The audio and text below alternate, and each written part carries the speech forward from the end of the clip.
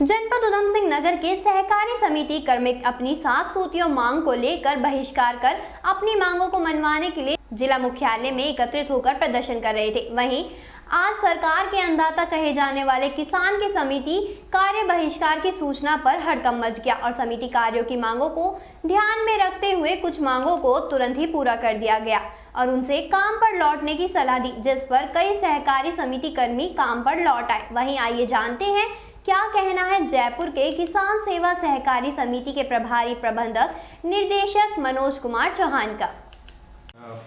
पिछले एक माह से समिति में जो है कार्य बहिष्कार का कार्यक्रम चल रहा था, जो बीते बात कर हमने अपने जिला सहायक निबंधक को ज्ञापन दिया हुआ था अपनी मांगों का, जो हमें उनके द्वारा एक समय निर्धारित किया गया था कि इस समय तक हम जो है आपकी मांगें पूरी कर देंगे। लेकिन उनके द्वारा जुलाई का समय लिया गया था, वो जुलाई में पूरी हो जाने के बाद हमने उन्हें फिर दोबारा से अवगत कराया कि हमारी मांगें पूरी नहीं हुई, जिसके द्वारा हमारी समिति में सहकारी कर्मचारी यूनियन उधम सिंह नगर नैनीताल के द्वारा सोमवार को 6 तारीख को आह्वान किया गया कि वो तालाबंदी का कार्य बहिष्कार के साथ साथ पूर्ण तालाबंदी का, और हम लोगों का धरना प्रदर्शन रहा गांधी पार्क रुद्रपुर। वहाँ पर हम लोग सभी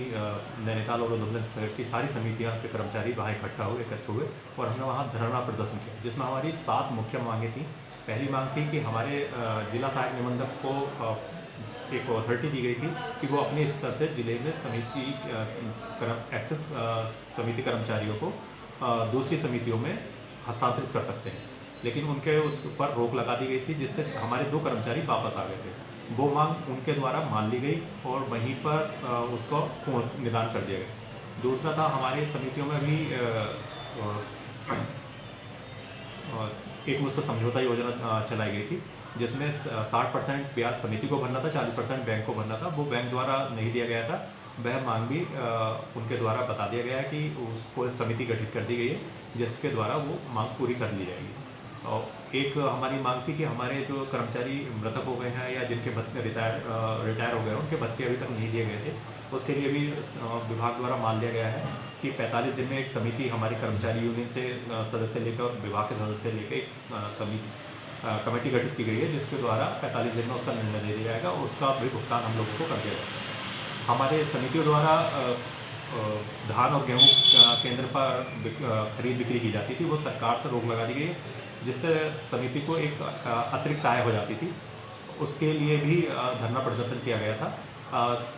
और किसानों को उसमें हमेशा लाभ मिलता था।